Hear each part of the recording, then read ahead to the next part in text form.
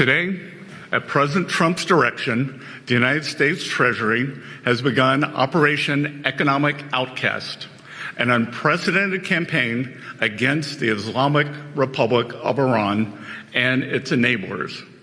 In the Second World War, D.DAY marked the historic beginning of a campaign with our allies to target and drive the enemy from its positions, including those in third countries. Today, in that same spirit, we are launching an economic onslaught against Iran's financial connections around the globe. Our objective is to sever every economic lifeline that sustains this tyrannical regime until Tehran stands alone. Iran's fanatics devote themselves to death to America and seek nuclear weapons to do just that. They have murdered and maimed more of our citizens and service members than any other terrorist regime on earth. And they have been at war against America, their neighbors in the Gulf, and much of the world for 47 years. President Trump has taken action that his predecessors have long deferred. And under his leadership, America is no longer managing the Iranian threat. We are ending it. Our great armed forces have laid the groundwork for achieving the President's objective of preventing Iran from ever obtaining nuclear weapons. They have shown America's resolve to finally end this threat. And the strength of America's economy under President Trump allows us to wage this sustained financial operation alongside the might of our military. Iran now faces a very clear choice with only two paths before them: complete global isolation and a subsistence economy, or a path back to normalcy with an opportunity to rejoin the global economy. Today, we are launching Operation Economic Outcast to foreclose every other option available to the Iranian regime. Treasury has mapped every node, every facilitator, and every network that Iran has used to smuggle oil and evade sanctions.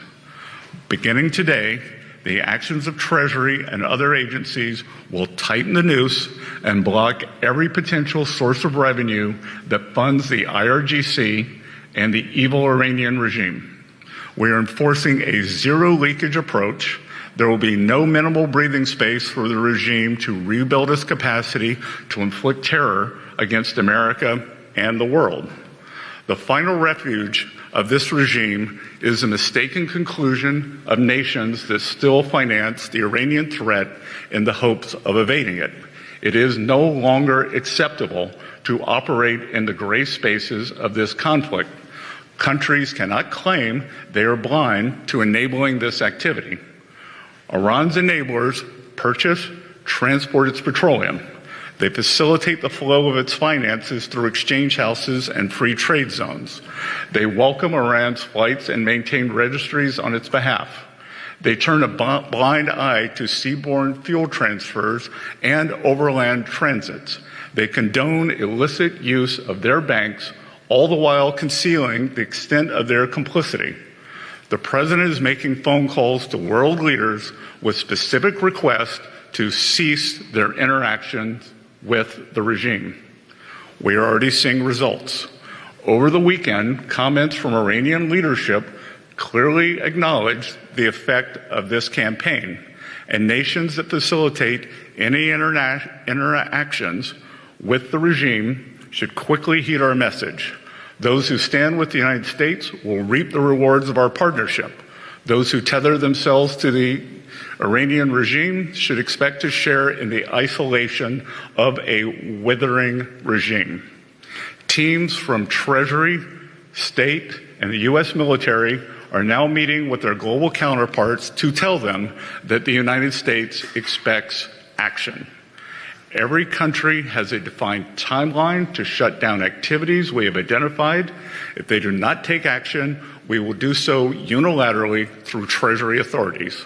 For example, every branch of Bank Melay must be shuttered and dark. And let me be clear, Any entity that facilitates money laundering on behalf of Iran will be removed from the U.S. dollar system. The clock just started ticking. The new sectoral sanctions determinations issued today target 5 of Iran's most vital lifelines that it exploits in other countries: digital assets, technology, gold, aviation, and shipping. These measures broaden secondary sanctions risk for anyone foolish enough to continue conducting business with this regime, and will accelerate the speed with which we pursue them. As I speak, Treasury's Office of Foreign Assets Control is also sanctioning over 60 entities, individuals, and vessels around the world that enable the Iranian regime to procure illicit nuclear and missile technology, conduct cyber operations, and generate oil revenue. This is a sustained campaign to collapse every last option for Iran. Let there be no ambiguity as to the position of the United States. An economic engagement of any kind with this murderous regime will expose those responsible to the full reach of American power. For decades, this regime has drawn strength from a calculus that regards Iranian retaliation as certain and American enforcement as negotiable. Under President Trump, that era is over. To the ordinary soldiers supporting this regime, as more and more of your paychecks stop or are supposedly just delayed, ask whether your commanders are leading your country to triumph or to ruin. And recall that the Berlin Wall fell when ordinary soldiers decided not to shoot at their own people. And to those who enable Tehran, do not discount the cost of testing Washington's resolve. No nation should expect to enjoy the rewards of our system while helping those who seek to destroy it. It is now a time for world leaders to make a decision between prosperity and isolation, peace and terror, America and Iran. The campaign we begin today will gather force with every day that follows, and it will not end until this regime stands alone. With that, I welcome your questions.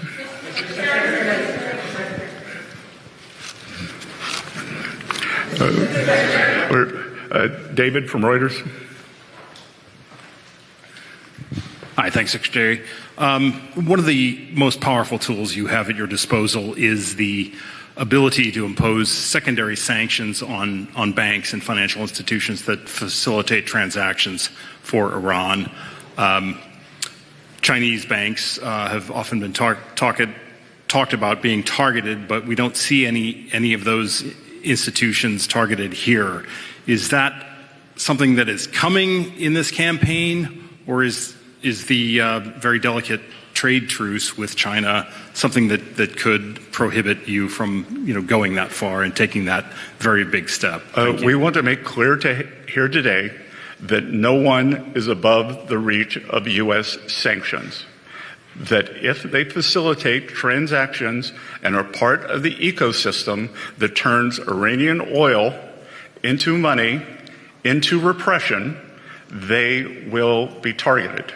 We find that the best way to engage with countries is through quiet diplomacy, and we are level setting with every country to tell them our expectations. We know who they are, they know who they are, so when the hammer of U.S. Treasury actions falls upon them, they will have no one to blame but themselves. So, Richard from CBS. Thank you, sir. Thank you. You said the president is calling world leaders with specific asks and that there is a defined timeline. Who is he calling and what are the asks? We're not going to name names. That we've already seen some results, and that I am confident the president, as you all know, is quite persuasive, and we are following his calls up with calls from visits and calls from the State Department and from the U.S. Treasury, expecting them or telling the leaders the countries, and the entities exactly what we expect and the timelines. And I would expect that very quickly, if they do not respond, then you will see the ramifications of their actions. Can you say how far the timelines are? Again, I'm not going to set timelines, but we do not have infinite patience here. Jennifer?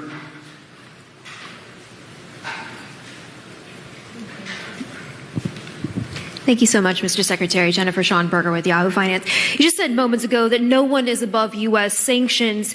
What specific secondary sanctions or penalties is Treasury prepared to levy against Chinese banks and shipping firms if they do not comply?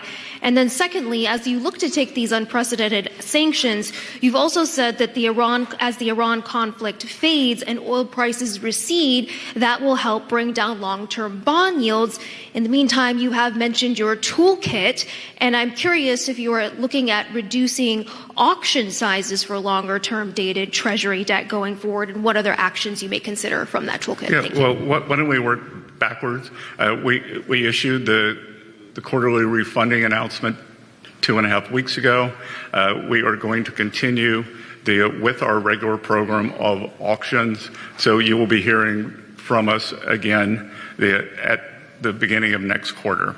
In terms of, as I said, every country, every entity should know that they should be prepared to face U.S. sanctions. And no one is above this. We are going to hold everyone accountable, and this is economic asphyxiation of this regime. And Jennifer, as I said, no one should test our resolve. So, Josh from New York Post.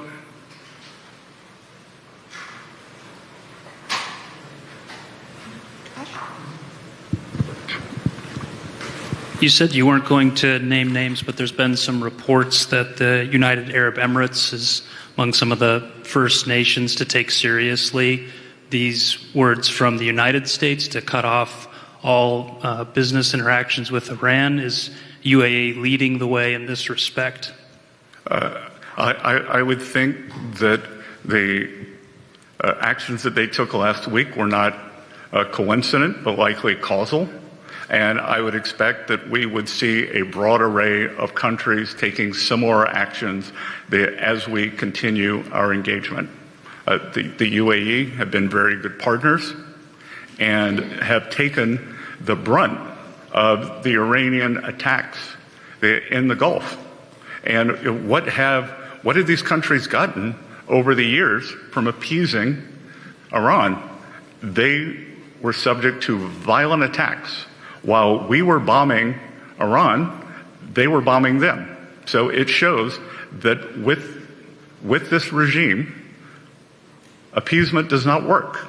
And on the other side, with this regime, trying to buy appeasement will no longer work in the eyes of the United States of America.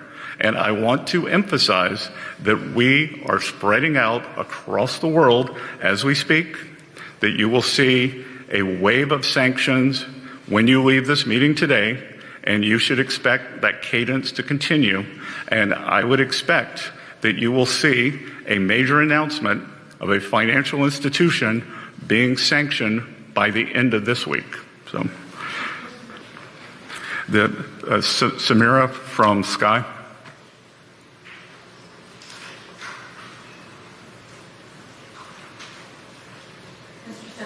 Yep. No. No. Are you? No. I'm looking for Samira from Sky. Al Jazeera English. Should do them again. No. Hi. Does the United States and President Trump still want Canada to become a state? He did say that they're getting all the benefits of being a state without being one. I think he would like Canada to come to the table and negotiate in good faith. They were offered quite a good deal last week. They chose to reject it. Unfortunately, Prime Minister Carney Carney rose to power on an anti-American, anti-Trump platform. I believe he was more than 20 points behind, and he seems to have gone back to his old playbook. And I think one has to ask oneself, is he trying to benefit himself, the Liberal Party, or the Canadian people? Because they were offered a very good job. So, yep, you. Thank you, Secretary Bessent. If I could shift to bond yields quickly. We saw them tick down today after some turbulence and going up last week. Can you tell us if there's any possibility that there will be more bond buybacks anytime soon? Again, we haven't bought a single bond yet. The next time we have an operation is September 9th. So we will see on September 9th. All right. One more. Let's see. You in the front. You described this as an economic D.Day, but D.Day wasn't a threat of an invasion, and the U.S. didn't give a timeline to Germany. So why not impose the sanctions today? Well, we are giving everyone the opportunity to remedy bad behavior. Why would I want to blow up the global financial system?